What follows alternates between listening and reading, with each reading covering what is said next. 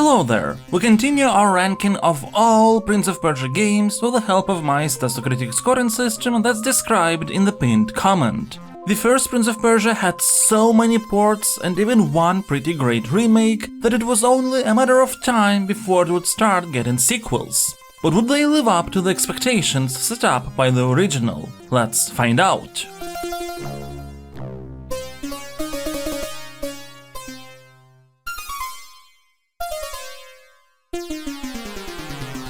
Prince of Persia 2, released on far fewer platforms now due to the increasing dominance of DOS and Macintosh at the time, starts with a very beautifully drawn intro. The game is much grander and bombastic in terms of scope in comparison to the first one, with the gameplay starting after the framed prince jumps out of the window right into action.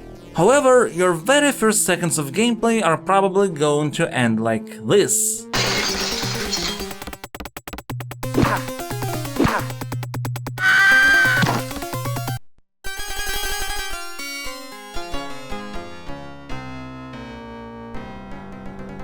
Because even though Prince of Persia 2 is bigger than its predecessor, it is also much less thought out.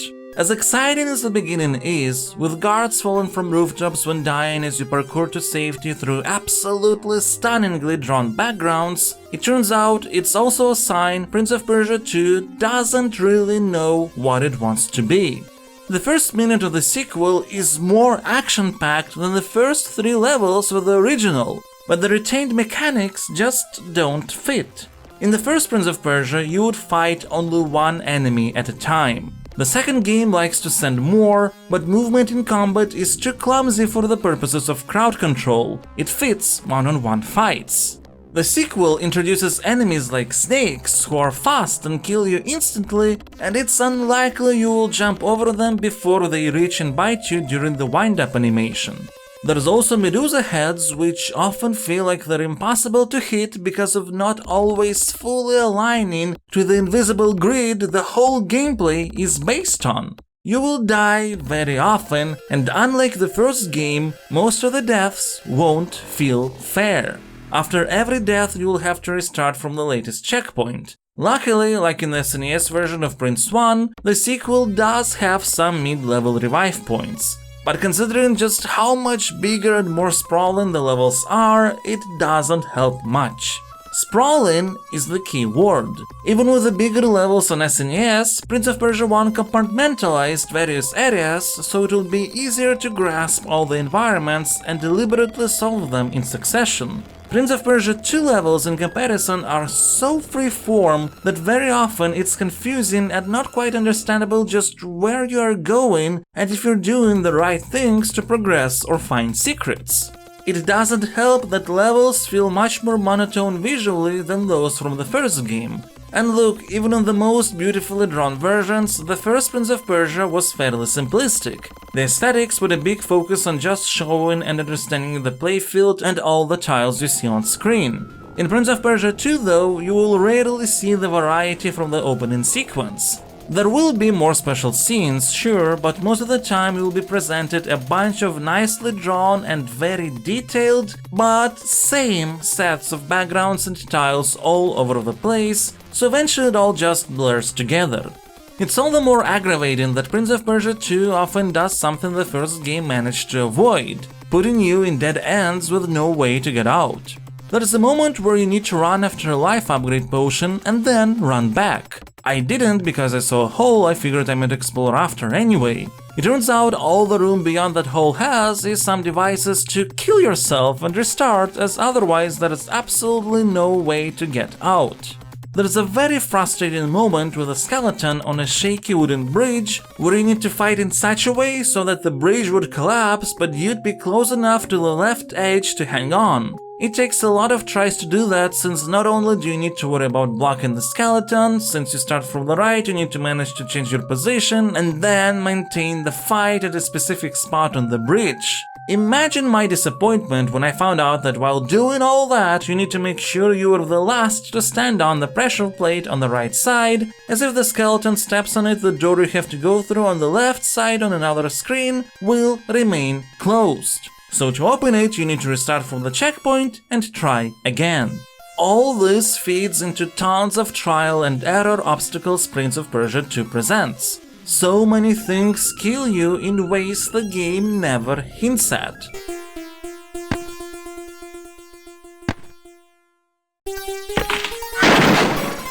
You just fail and then you need to remember to not fail there again. The problem is not that Prince of Persia 2 can be difficult. Prince of Persia 1 can be often difficult. The problem is that Prince of Persia 2 is unfair. And it's not like Prince of Persia 2 is a bad game, but most of my experience with it has been that of annoyance and frustration. The story doesn't help. The first game had a very simple and archetypal story, it worked. The sequel starts interesting enough, you're framed, forced to run and clear your name, but then the whole thing transforms into uncovering that you're part of a royal lineage of a defeated nation, and at one point during the game, Princess will suddenly get in a situation where she will die off in 75 real-time minutes. It's told in a much more elaborate fashion, but doesn't flow as nicely. In the end, everything sort of boils down to Prince of Persia 2 not adapting the core mechanics it has inherited from the previous title to the more epic fast-paced adventure it's going for. And because it's so at odds with itself, I will assign a score of 50. Prince of Persia 2 has a reputation of being better than the original in every way, but I don't feel it. If you love Prince of Persia 2, don't listen to me, I don't intend to persuade you otherwise, and I can absolutely see why this game might be someone's favorite. However, to me, it's the amazing soundtrack and occasional pretty awesome set pieces or clever puzzles that pull the weight of what's otherwise a pretty unfairly frustrating title, even though technically you can master it. But the process of mastery is very annoying. And sure, it might be more bombastic, but it's not nearly as carefully constructed as the first Prince of Persia.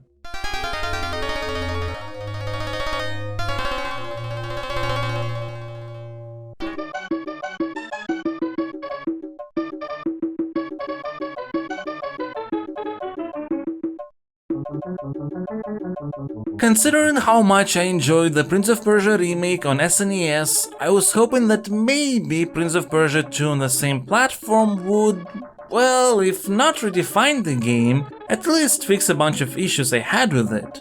I guess one issue it does fix is that non-set-piece environments feel less monotone.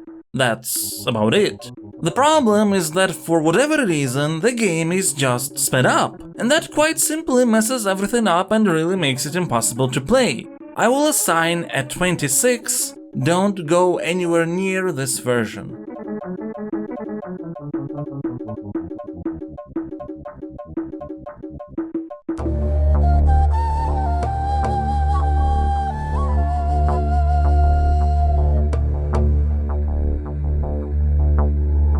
Prince of Persia 3D, developed by Mindscape under stressful conditions of ever-changing company ownership, is widely considered to be one of the worst early 3D games of all time.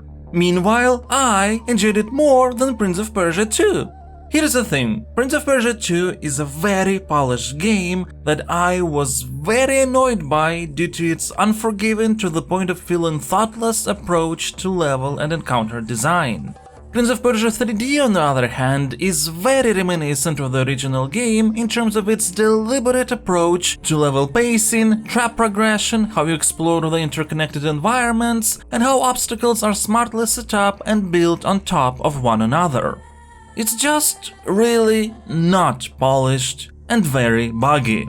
Honestly, I would not fault anyone for rage quitting the hell out of this game, but for me personally, the ability to save and quick save absolutely anywhere, well, saved the game, minimizing the agony of any potential gameplay hiccups, which admittedly do get worse as you go on. In the final third of the game, it becomes exceptionally evident that the developers barely had any time to tune or balance the levels and obstacles. But I suppose the irony of Prince of Persia 3D is that even though we did need more time in the oven, at the end of the day it wasn't that far off. The main storyline is sensible and coherent, even though the antagonist is a humanoid tiger for some reason, and the game seemingly ignores everything that happened in Prince of Persia 2. Honestly, I still don't understand if this is supposed to be a sequel or a reboot, but I guess in the context of the game itself it doesn't really matter. Aesthetically, the game is far from bad, some locations are downright beautiful, and the music is quite frankly fantastic. The ambience is very moody, while stuff like combat themes go into this kind of instrumental techno-like music. It's great.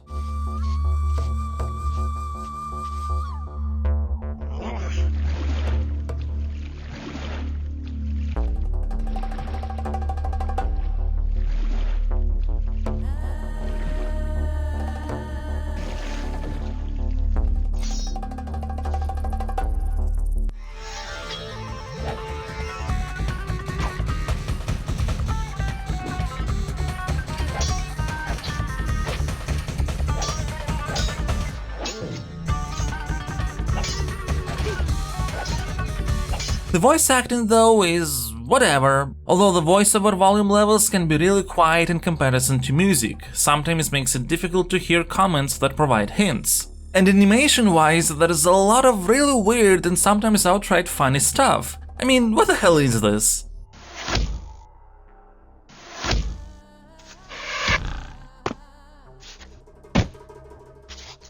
Look, going in, I expected to absolutely hate Prince of Persia 3D because of everything I heard about it. But unlike so many flawed games out there, the only two things separating Prince of Persia 3D from being a really good one is technical and control polish. Not even the camera or tank controls principles, because the game was designed with those in mind, even though it's clear that the developers didn't have time to implement everything the way they wanted. For example, in the first levels, the camera often positions itself in such a way so you'd see the obstacle you need to avoid or item you need to take. In the later levels, such camera triggers are missing. In one, I spent a lot of time trying to understand just how I was supposed to get past the starting area, only to eventually find out that there was a key in the water that's not noticeable without turning the camera around.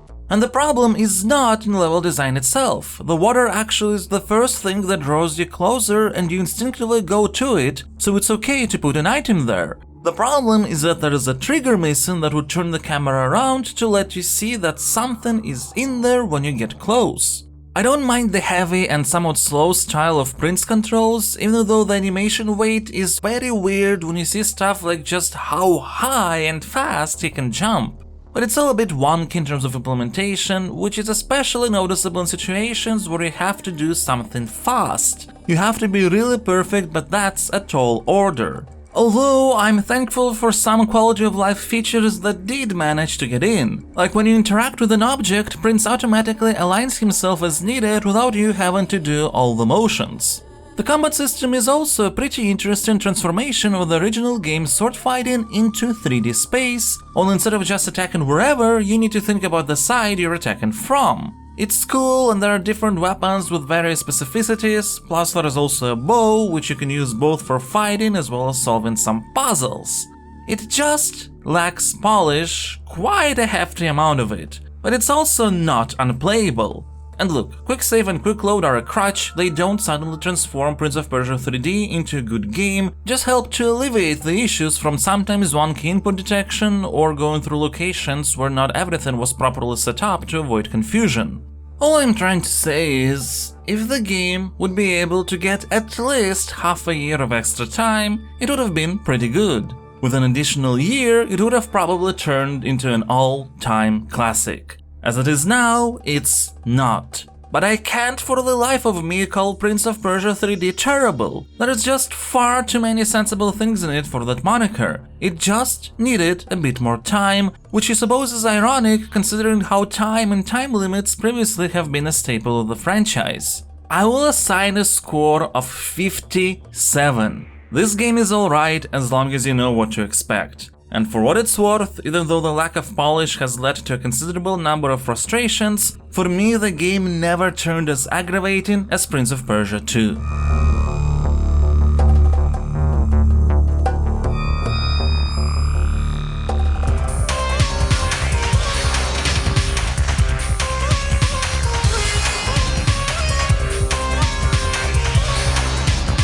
Prince of Persia Arabian Nights, or Arabian Nights Prince of Persia, depending on how you want to read it, is Avalanche Software's port of Prince of Persia 3D to Dreamcast. In theory, this is supposed to be a polished-up version of Prince of Persia 3D. In practice, it's not as simple. There's a number of things that do make the gameplay feel better. For example, the jump is more immediate and doesn't try to be weighty, and while that sort of goes against the direction inspired by the original Prince of Persia, it does lead to less hiccups in gameplay. In general, the prince himself and all his animations are faster. Some enemies have been removed, a couple levels have been entirely cut as well. I guess it was decided it would take too much time to bring them to a polished state. A bunch of voiceover hints have been removed and implemented as text hints in a special section of the inventory, which in itself is a new thing that was added so you can stack potions you find and use them when needed. And stuff like gliding and level textures have been improved as well. But here's the thing, all these are sort of crutches that don't fix the underlying issues Prince of Persia 3D had due to its rushed release. So when some weird stuff happens, and it will happen, you still frustratingly die, traps are not less deadly. Only now there is no possibility to save anywhere you want, saves happen only at specific checkpoints. Which means perfected gameplay is a must, but it's not. More than that, some aspects are even more problematic than before. Combat, for example, feels much more haphazard and random than in the PC version, blocking is far less consistent, and in general it's easier to get damaged even with a smaller amount of enemies.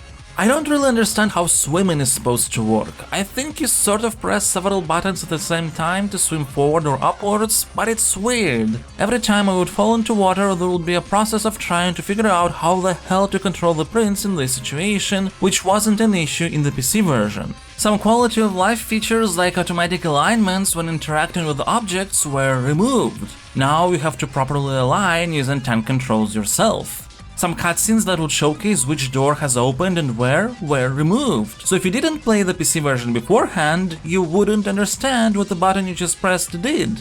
And then, even though there are visual upgrades, there are also newly added visual issues as well. For example, the letterboxing that happens during cutscenes actually squishes the entire aspect ratio of the game. It's not just black boxes that slide out. And the weird animations from the original PC version are different, but not any less weird here. Finally, some level changes outright cancel out the supposed mechanical improvements. For example, there was a moment in the Ivory Tower level with 2 doors that on the PC version was very annoying due to the clunky movement controls. On Dreamcast, the movement is less clunky and also faster, but the timer was also made shorter. So you have to be even more perfect than on PC to complete this challenge and some others like it. Prince of Persia Arabian Nights does provide a different and in some cases upgraded experience in comparison to Prince of Persia 3D, but then in other cases it actually takes a couple steps back.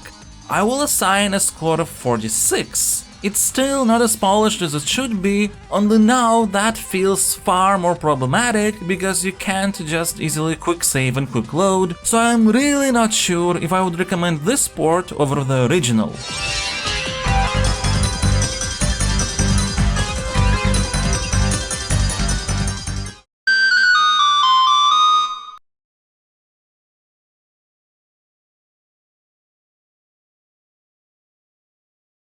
Developed by Gameloft, like many Java games of its time, Harem Adventures actually has a bunch of different variations, some more advanced and some more cut down, including actually a version for monochrome phones that doesn't have any combat, but we're going to take a look only at the fullest one since there's too many variations to track. And look, when it comes to the game itself, it tries to recreate classic Prince of Persia gameplay in portable format and does a fine job. The movement style is definitely faster and more arcadey, but some of the weight and timing that goes with it is still retained, and the levels are designed nicely enough to provide a normal sense of progression and some exploration to boot. Combat though is pretty poor, but at least not annoying. Mashing the attack button will often get you out of most situations. Honestly, this would have been an absolutely fine if unassuming mobile distraction, if not for one particular aspect. Mainly, the story.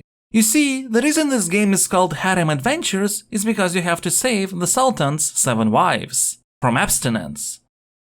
I'm not kidding, Vizier is forcing experiments on abstinence and the Sultan's real mad about it. So you gotta do something about that. And do you will, because at the end of every level you get borderline softcore images with incredibly suggestive dialogue. I guess props for body representation? Maybe?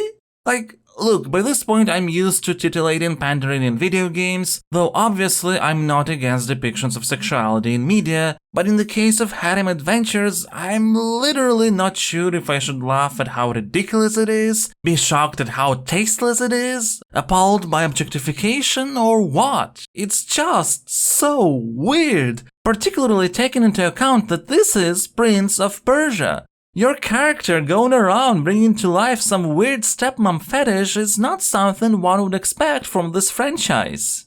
To be fair, there is also a version of the game where the Sultan's wives are replaced with daughters, and while the end-level images are the same, the dialogues don't have any suggestive implications. Not sure why that version wasn't used globally instead.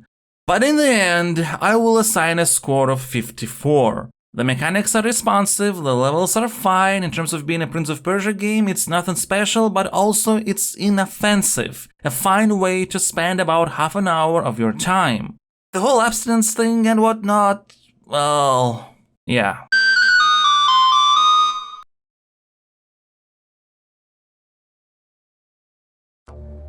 I don't think any of my rankings can live without some entries that go against the established public opinion. Prince of Persia didn't manage to be an exception, with me rating Prince of Persia 3D higher than Prince of Persia 2, which I don't think any list has before.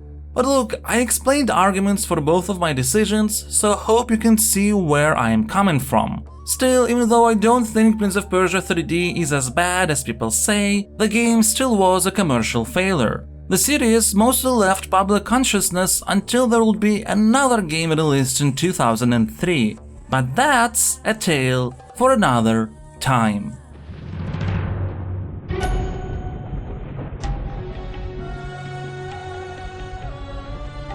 Most people think time is like a river that flows swift and sure in one direction. But I have seen the face of time, and I can tell you, they are wrong.